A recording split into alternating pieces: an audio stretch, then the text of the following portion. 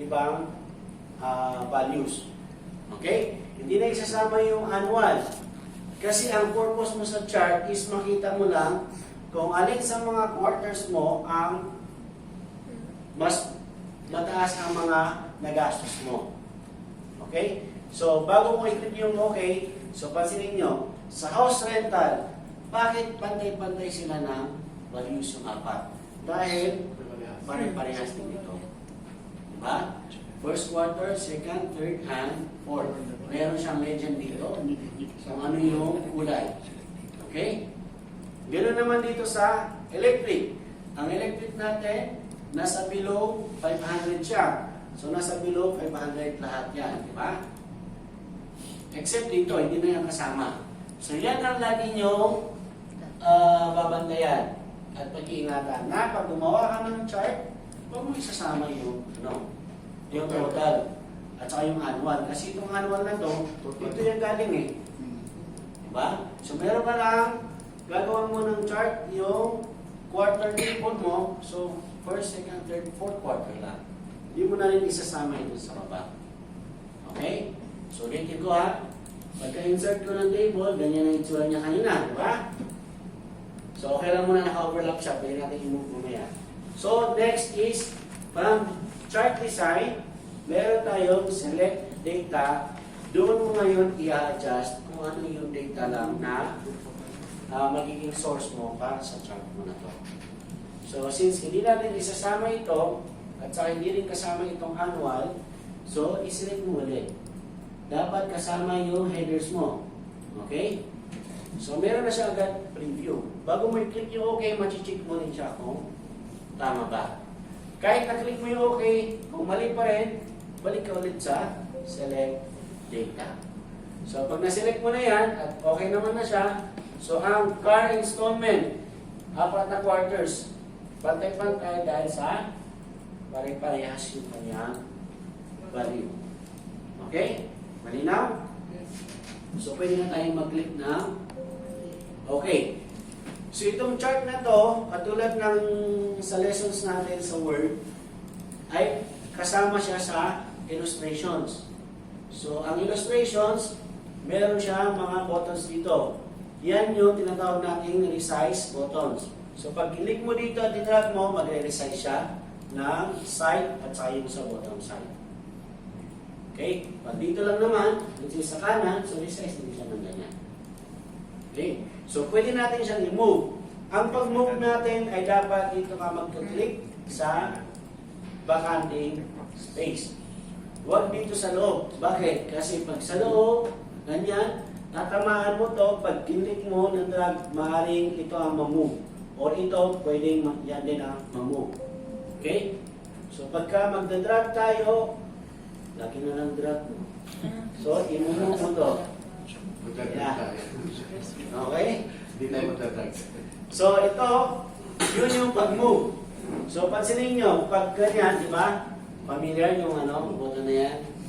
So, sa mga images, objects, shapes, laging ganyan. Word art, lahat yan, illustration. So, pag ganito na, pwede mo na siyang i-click and drag para ma-move mo from one place to another. Okay? Sa resize, ganun din. So, pwede kong i-resize ito para match siya dito. Okay? So, pwede tayo mag-resize. Yan. Okay? Okay, so mag-stop ako dito. Opo, nag-ano rin siya. So, okay, so kayo ang gagawa. Sige, gawan nyo ng chart ang table 2.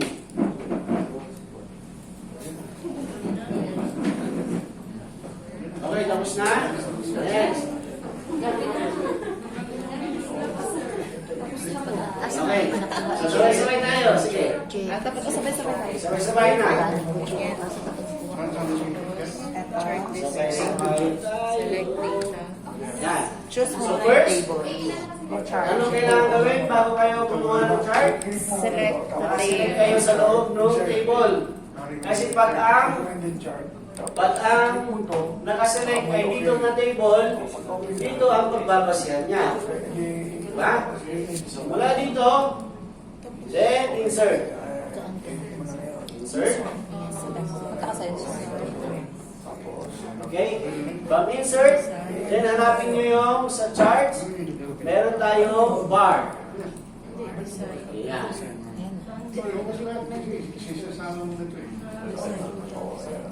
Saan yung kinuha? Okay? Nakasunod ba? Ito. Yes. Then from bar, ang piliin natin is yung una slide na. Select data. Hindi mo kasama ano. Okay? Hindi mo kasama to. Yan.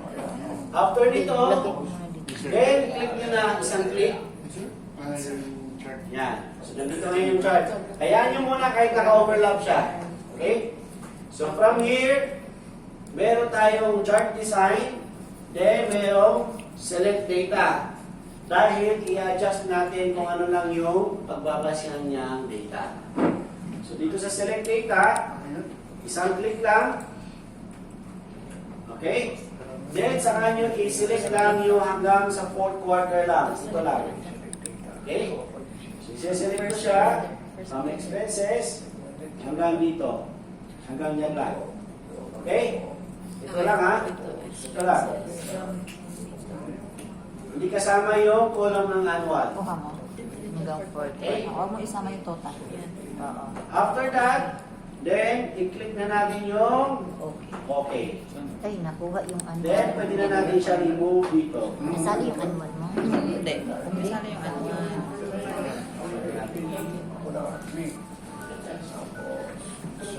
Okay? Saglit lang sila. Nasali yung annual.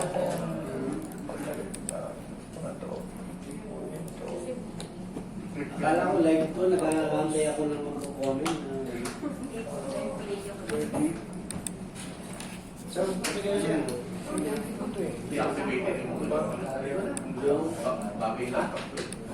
Yung, anong version niya? 2016 o?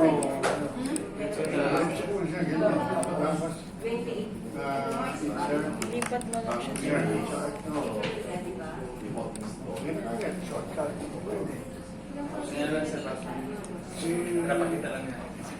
Ako mo na? Oo. At nag-doble na yan. Dito lang yung akin na yan. Diba? Nakuha mo yung total. Oo. Pero sasali si Manuel. Dito ka lang. Ano yung insert?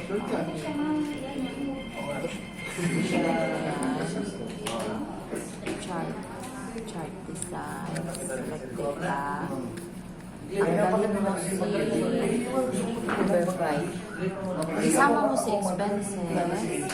Itira mo si total. So, ang nangyari. Ang annual ko kasi nasali. Ulitin mo. Hindi mo nalang ko. Kaya Saudi mo, di ba? Tapos, insert, recommended chart, ngayon, okay mo siya. Pagyan siya ngayon. Okay, tapos,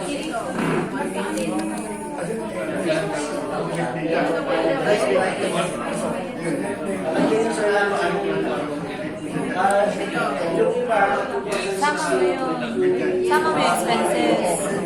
Mula dyan hanggang 4th quarter, hindi kasama ang total, hindi kasama ang annual. loko tayo. Hangtod 4th quarter lang. Oo, 4th quarter lang siya. From expenses hanggang 4th quarter, hindi kasama ang total. Oo. Sure ka. Ganun yun ang result eh. Tapos, select data, di ba? Okay, so lahat nakagawa na ng Ayan na. chart? Yes po. Tapos, Okay. Okay. So dito naman tayo. Sige na dito. Ayan. So, ito yung chart natin. Diba? I-angat ko to. Lakihan ko muna para nakikita nyo ng maayos. Para nakikita nyo maayos. Regardless kung anong size ng chart, ha? So, ang chart natin ay binubuo ng chart title. May legends tayo.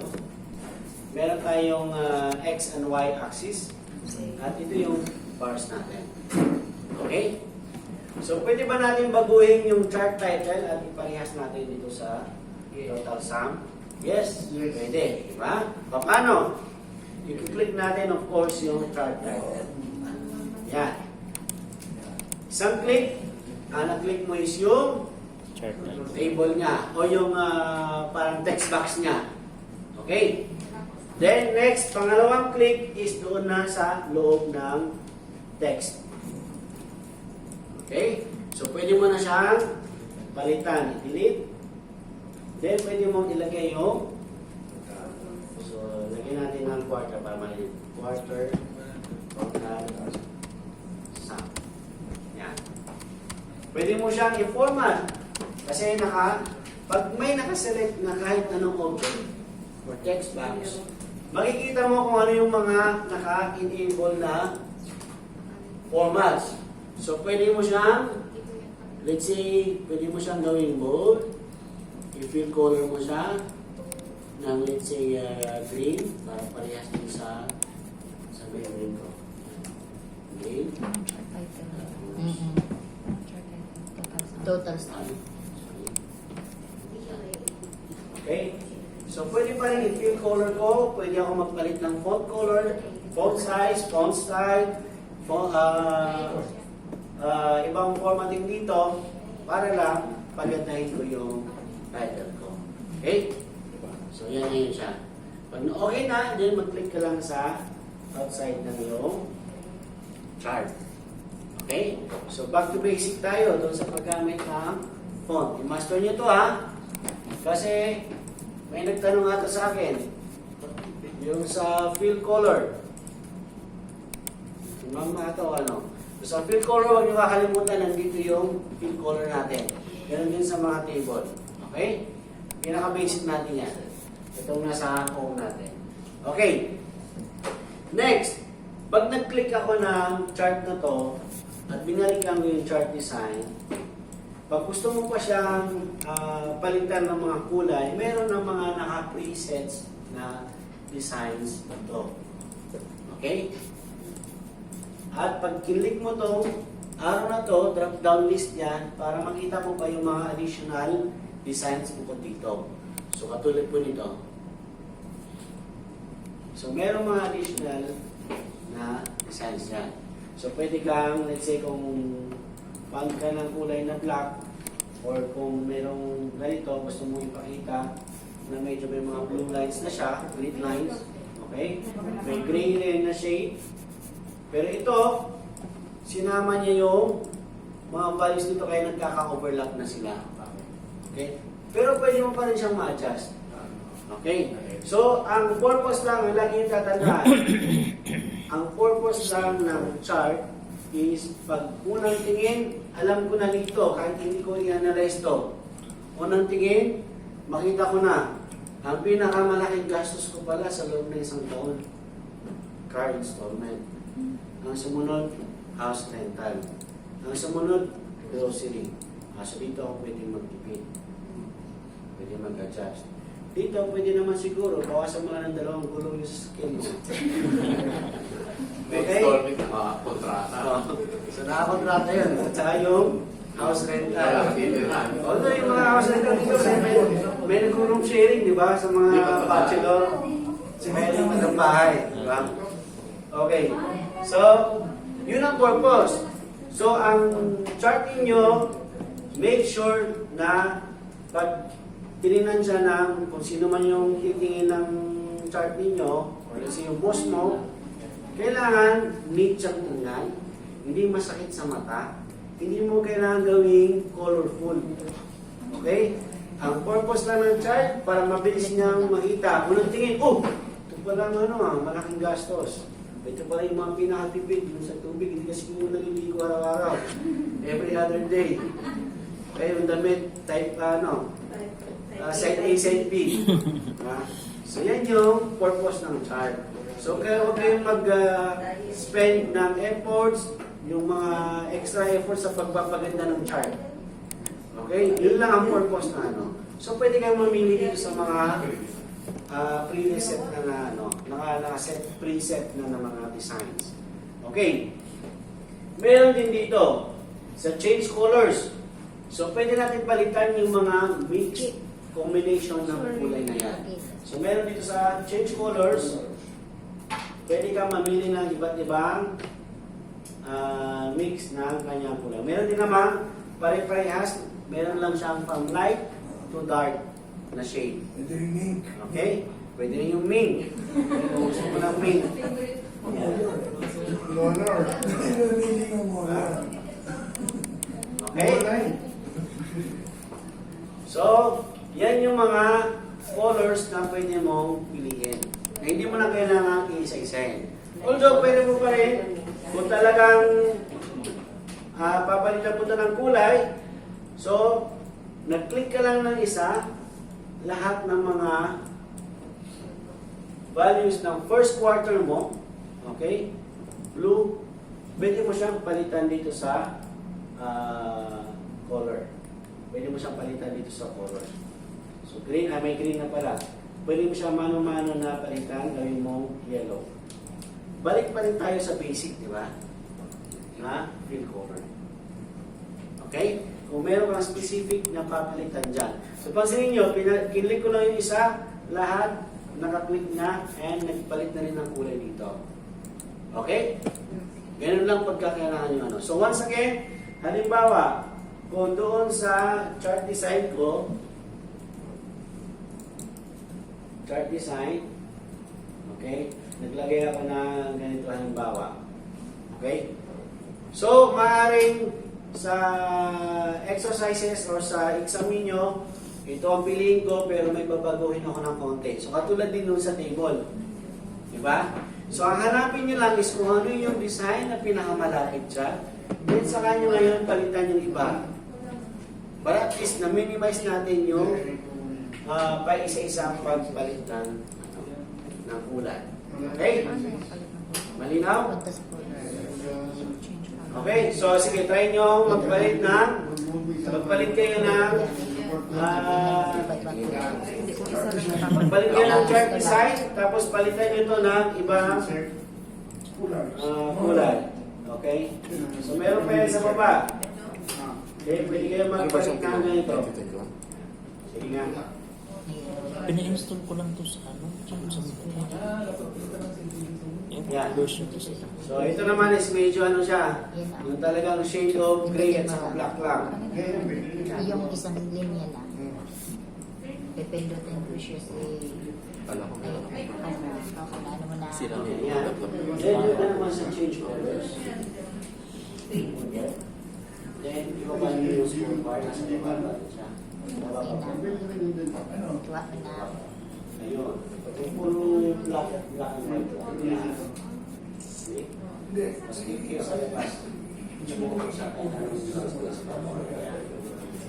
Okay. Sino nakakaya nito? Sinahanap nyo?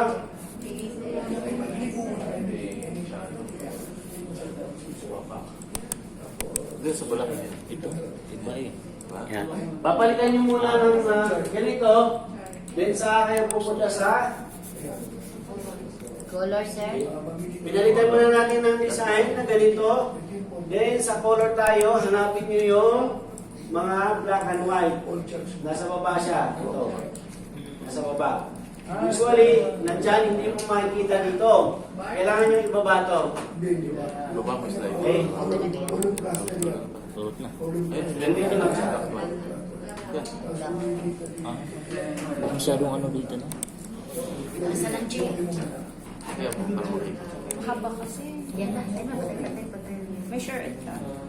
May shirt. Ay, maputol sa ano? Sa WhatsApp. Okay? Then next, meron din tayo dito, add chart element. Ito yung mga may gusto ka pang idadagdag dito, katulad ng values, kung kailangan. Pero hindi siya advisable na ilagay na kasi meron ka ng table dito eh. Unless kung itong table na to ay hindi nag-appear dito, kinopya mo lang ito at saka pinis mo sa Word. So syempre, mahirapan yung magbabasa ng chart mo kung magkano ba talaga exactly ito. Ha? So kailangan mo isama yung table. So for example, katulad nito.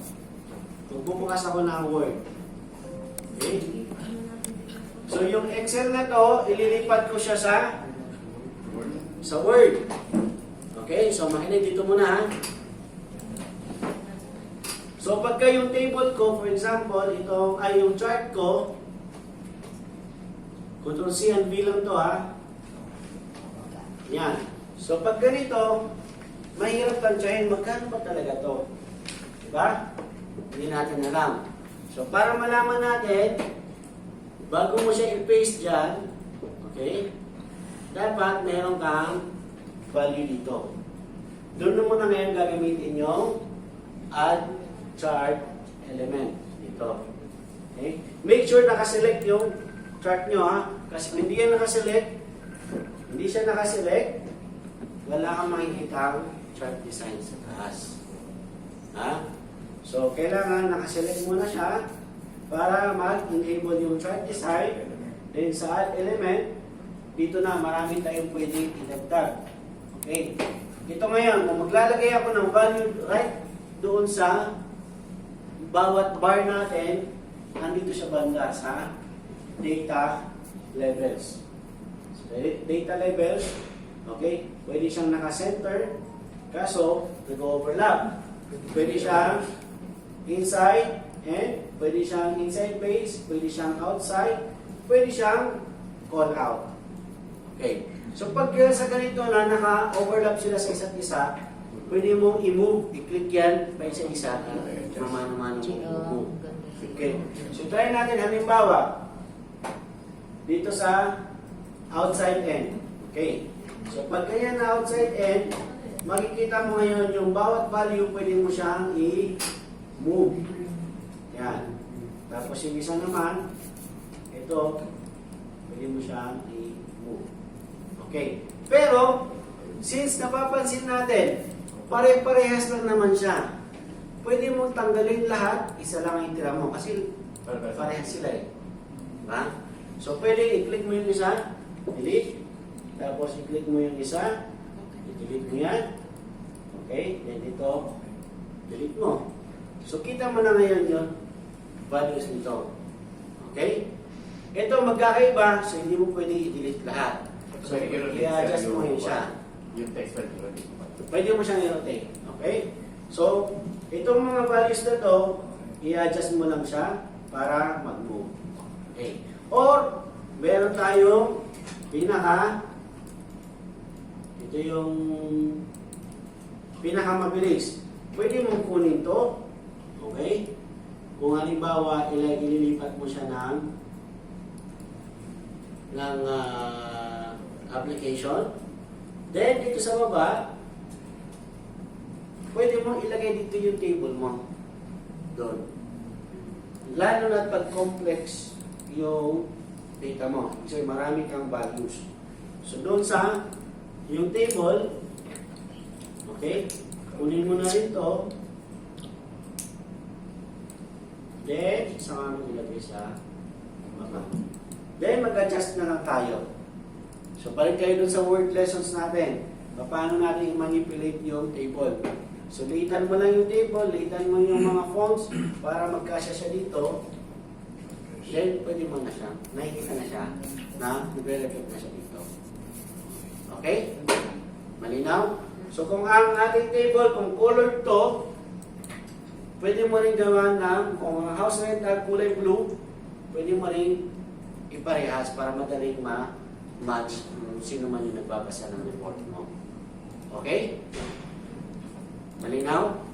Okay. So, balikan natin yung ating chart. Meron din tayo dito.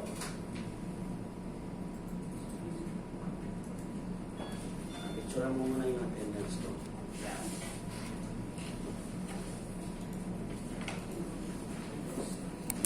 So, pwede mo i-dagdag yung pangalan yung natin. Pahirap ako ng may topic. Ito lang siya sa 20.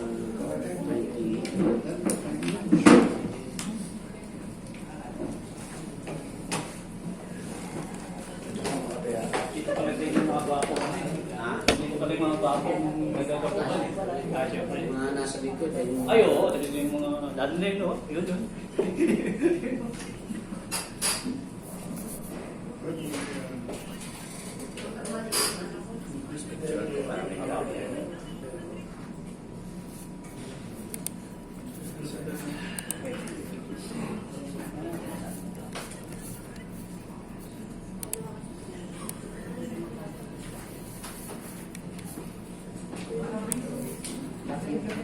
Tapos wala eh. Sarap. Ayaw na to. Sarap. Oo. Ayaw na. Late lang. Hindi, saka hindi ako masyado hindi sa isip. Mahaba. Ah. Pasapang. Okay. So sa chart design, meron pa tayong isa dyan. Yung ating quick layout. Okay? So yan din yung kanina. Na after mo ma-select dito, pwede ka rin maglagay ng mga quick layout na siya nang bahalang magtimpla kung ano yung mga ibang features or ibang designs na pwede na ilagay. So, for example, katulad po nito. Okay. Kanina, yung ang ano natin is first, second, third, at saka fourth. Pag pumili ka dyan ng ibang design niya, okay, ito yung meron parang shadow. Ito. But dito naman yung kasama na mismo yung table. Nasa loob na siya ng ano. Okay? Pwede ito na, one-time mo na.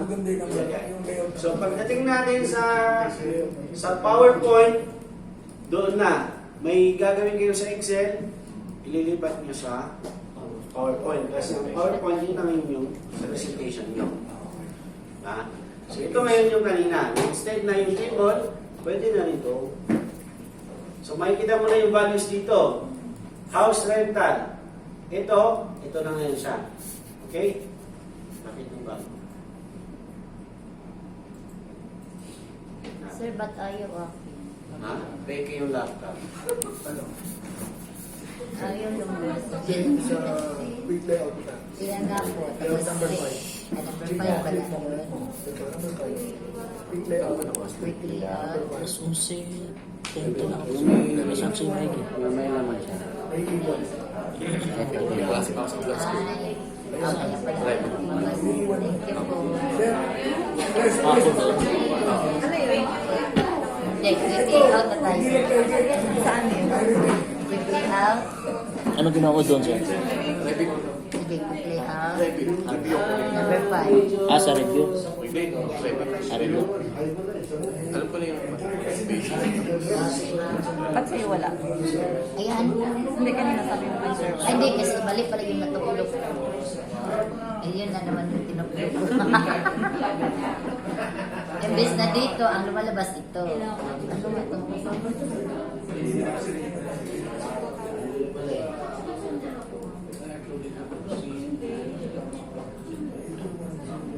Kasi nakasilip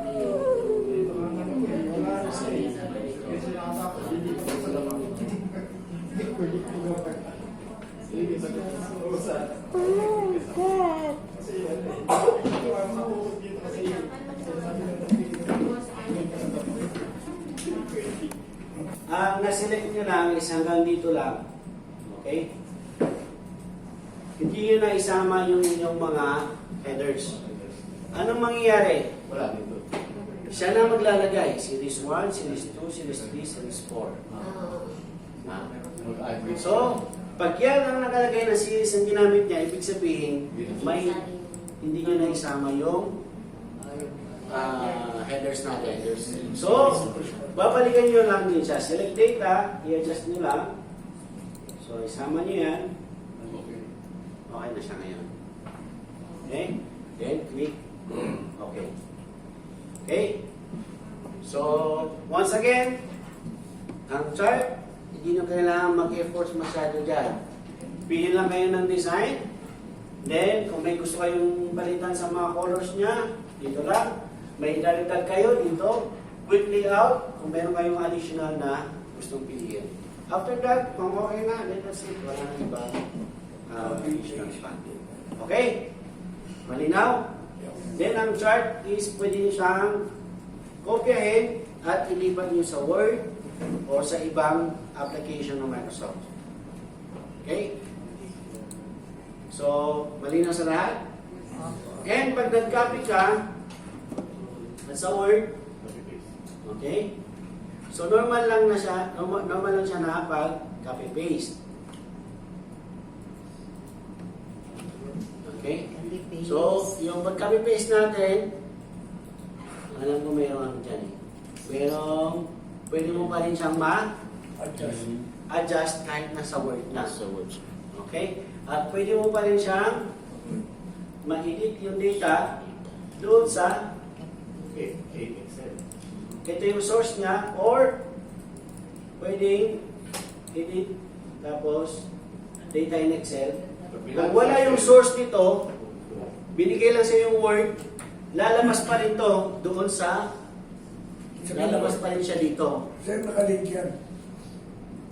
Nakalink din. Sa ngayon, kasi bukas siyang parehas sa laptop ko, pag nag-edit ako, babalikan niya yung source ko. Pero pag sinave ko to as Word, binigay ko sa inyo, at gusto nyo baguhin, mababago nyo pa rin. Pag click nyo dito, edit data in Excel, magbubukas siya ng Excel na mayroong table. Nandun yung table na yun. Bubuksan niyo ulit. Opo. Or, kung direkta ka ng edit data na hindi Excel, dito, tapos edit dyan, dito na siya magbubukas sa ibabaw. Na nasa Word ka, na parang maliit na Excel table. Okay? At doon mo pa rin ma-adjust. Huwag na huwag kayong, yes po, huwag na huwag kayong dito magpamano-mano. Okay? Dito kayo sa edit. Sir, di ba parang Excel, sir, pumunta ka sa Word, so, ano ba ginamit sa Word? Control C. Hindi mo na siya i-highlights. Nakaselect pa rin po siya ito. Di ba? Ang chart natin, ito yung chart natin. Ito yung kakopy ko. So, kailangan, iselect ko muna yung Data kayo pupunta. chart. Then, Control C, as copy, or shortcut lang yun, meron din copy dito. Copy. Okay na. Then, pumunta ka sa Word, pwede mo na siyang ma-paste doon. Okay?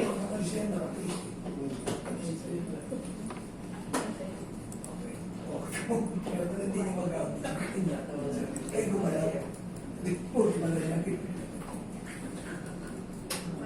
Tapos kayo dalawa. Okay? Malinaw? Okay. Last na lang, bago tayo mag-break. Last na lang. Yung kanina, napansin nyo kanina, di ba, meron akong nilagay na protected na password. So, merong tatlong protection. Pwede, protection sa X mo, sa sheet mo. Okay? Yung sheet natin, ito. Pwede ito lang ang protect ko. Yung ibang sheets, hindi na siya protected. Okay. So, paano? Mula dito, right click. Okay? Then, protect sheet. Okay. So, pag-click mo ng protect sheet, may options pa rin siyang mapakita dyan. Dito yung password. So, kailangan yung password natatandaan nyo, ha? So, nakalimutan nyo, hindi mo buksan yan. Ay, hindi mo ma-edit yan. So, itong protect sheet, ang ibig sabihin nito, mabubuksan pa rin nito ng kahit sino na may kopya ng file, pero hindi niya ma-edit. Nakalagay dito. Okay? Protect worksheet and contents of locked cells. By default, lahat ng cells na to ay nakalock actually.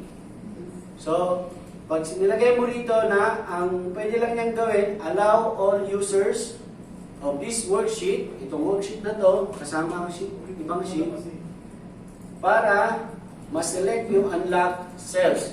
Since by default, ay itong mga cells na to ay nakalock, so pag in-okay ko yan, at kahit naka-check na pwede niyan i-select yung unlocked cells, wala pa rin siyang makiklik dyan.